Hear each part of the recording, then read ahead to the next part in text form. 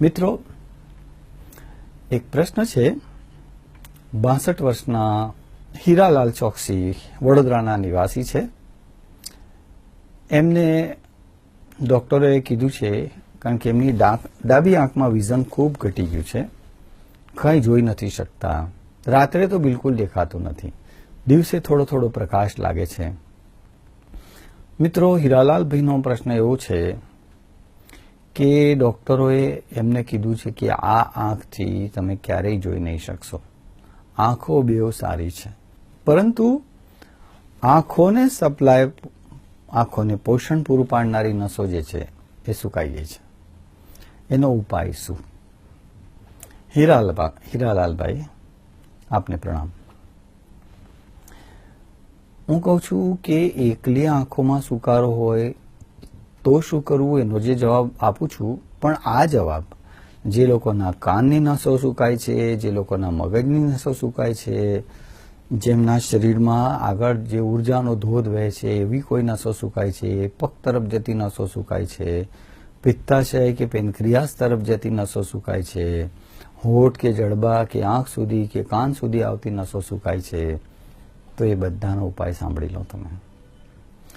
મિત્રો, નાભી આપણા શરીરમાં બહુ ગજબની ચીજ ભગવાને આપી છે. મૃત્યુ પછી પણ 3 કલાક સુધી નાભી જીવંત હોય છે એવું જાણકારોનું કહેવું છે.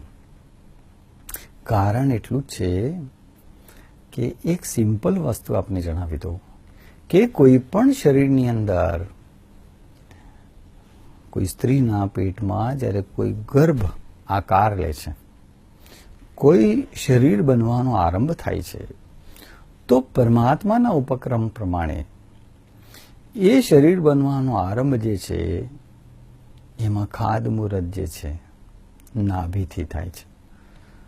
આખા શરીરના નિર્માણ યાત્રામાં સૌથી પહેલી નાભી બને છે એવું જાણકારો કહે છે. અને આ નાભી બન્યા પછી નાળ વડે મા સાથે જોડાય છે અને માના શરીરમાંથી એ પોષણ મેળવે છે. એવી અદ્ભુત અને ગજબની રચના પરમાત્માએ કરી છે.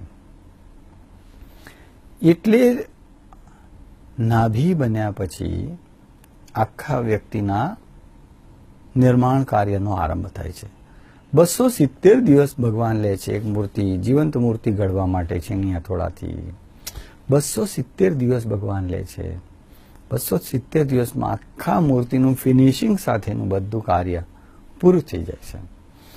એટલે નાભી આખા શરીર સાથે વ્યાપક રીતે જોડાયેલી હોય છે.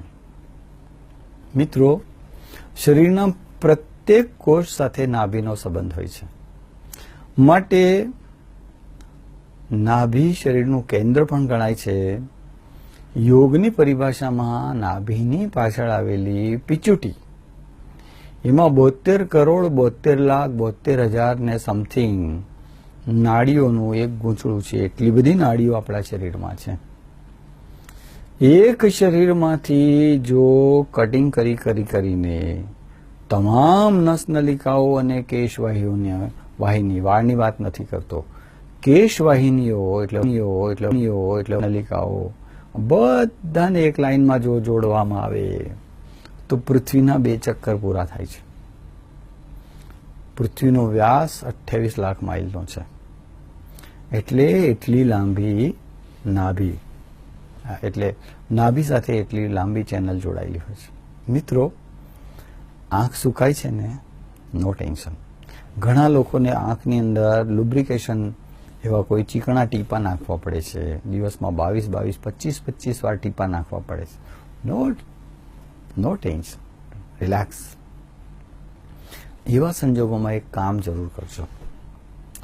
રાત્રે સૂતી વખતે નાભી ઉપર 3 ટીપા ગાયનું ઘી અથવા 3 ટીપા કોપરાનું તેલ નાભી પર નાખીને એને 1.5 ઇંચની પરિધિમાં ફેરવી દેજો નાભીની આસપાસ.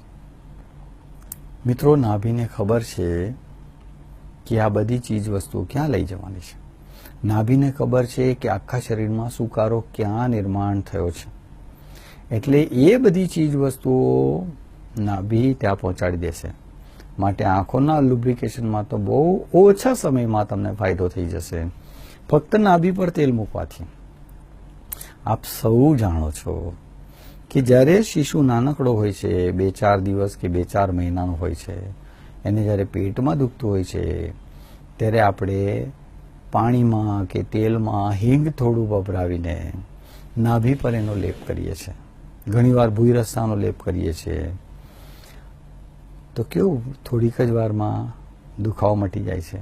તમને યાદ છે કે બહુ કફ થયો હોય તો જૂના લોકો છાતી પર મીઠાના ગાંગડાનો શેક કરે છે, આખા મીઠાનો શેક કરે છે, ઘણા મીઠાનો લેપ કરે છે. હું એક એવી સ્મશાન યાત્રામાં ગયો હતો કે જે વ્યક્તિનું અવસાન કફના અતિરેકને કારણે થયેલું. ત્યારે ઘરના લોકો આયુર્વેદ જાણતા હતા.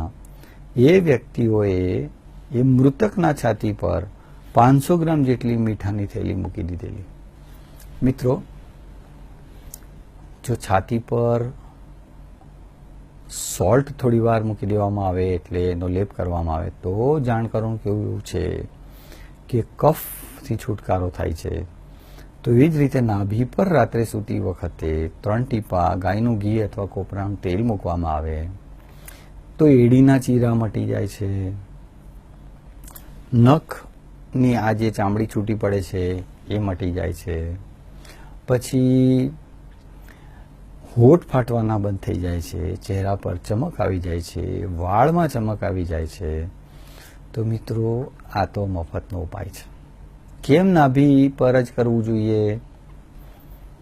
જે પુરુષ મિત્રો બનિયન પહેરે છે એ લોકોને યાદ છે કે જ્યારે સવારે નાતી ઘડી જ્યારે બનિયન ઉતારે છે ત્યારે નાભી પર તમને જો એક રૂની પૂંબડી જોવા મળશે, નાનું પૂંબડું જોવા મળશે.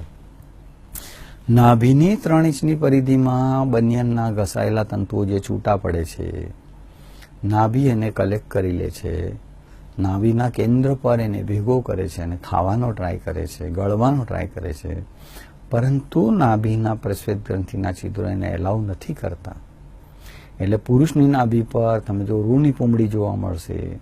સ્ત્રીઓની નાભી પર કે જે સ્ત્રીઓ સાડી પહેરે છે એમની નાભી પર તમને ધૂળની ઢેફી જોવા મળે છે. કંઈ નહીં તો ધૂળ ભેગી કરે છે નાભી. માટે બસ આટલો સિમ્પલ ઉપાય અજમાવો. બહુ ઘૂંટણ દુખતા હોય તો દિવેલ લગાવો 3 ટીપા. બહુ ઠંડક હોય, સુસ્તતા હોય તો સરસિયાનું તેલ મૂકો 3 ટીપા. અને ચહેરા પર રોનક લાવી હોય તો ઘી, ગાયનું ઘી અથવા કોપરાનું તેલ લગાવજો. અને સાંધાઓમાં તમને થોડો આરામ જોઈતો હોય, તૈલી સુકારાવાળી ત્વચા હોય તો તલનું તેલ મૂકજો. પ્રયોગ તો કરી જો, ઘણો ફાયદો થશે. અસ્તુ. આ આખા વિષયનો, આખા એપિસોડનો શ્રેય ભગવાન શિવના ચરણોમાં અર્પિત કરું છું. વંદે માતરમ. ઓમ શાંતિ.